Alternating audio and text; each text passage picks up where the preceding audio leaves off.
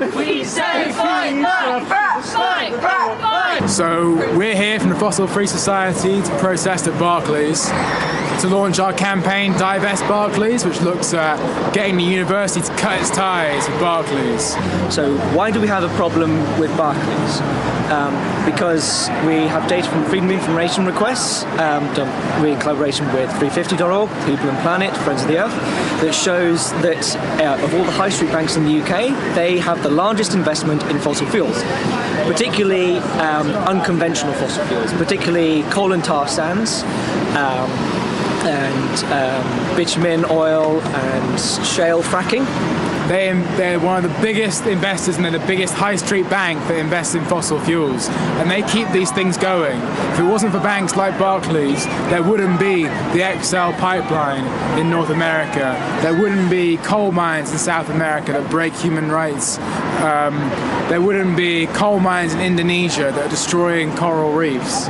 All these things come together and these guys are behind it. So we're targeting Barclays to try and remove their social license and get them to think about why they're investing in these places. And we had a really good energy today, I think. We teamed together with Grandparents for a Safe Earth to create solidarity around this and make people realise it's not a student issue, it's our issue, it's everyone's issue, it's a multi-generational issue.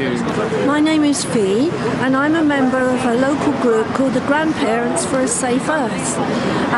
We're maybe not all grandparents, but we're all retired and we are very, very worried about climate change and the impact it's going to have on our grandchildren and on our children's lives.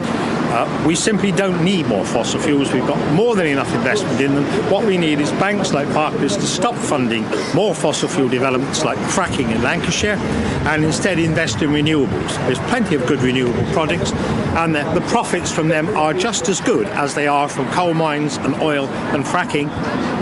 So why don't they do it? I'm 70. I probably won't be here in 20 years' time, but they will be, and their children will be. And the world that they inherit, I want to be like the one that I inherited. Even in the cold, even in the wet, whatever, we'll be out here protesting because it's so important. And it might not seem important to people here, but what's really beautiful about today is we shared some stories from different communities around the world where Barclays projects are really affecting them. We shared stories from Australia, where the Adani company is investing massively in new coal mines that Barclays is funding. We talked about Brazilian resistance, indigenous resistance to new coal mines. We talked about stories from Colombia, the Cerrejón mine. We read out an open letter that talked about how their children are dying out there from pollution and from the effects of these disastrous projects. And finally we talked about Alberta, Canada, where Barclays are investing in a new form, an unconventional form of extracting energy that's just so fucking terrible.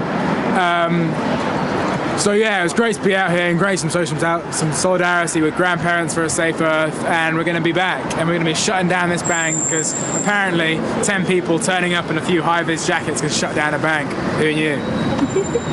Amazing, thank you.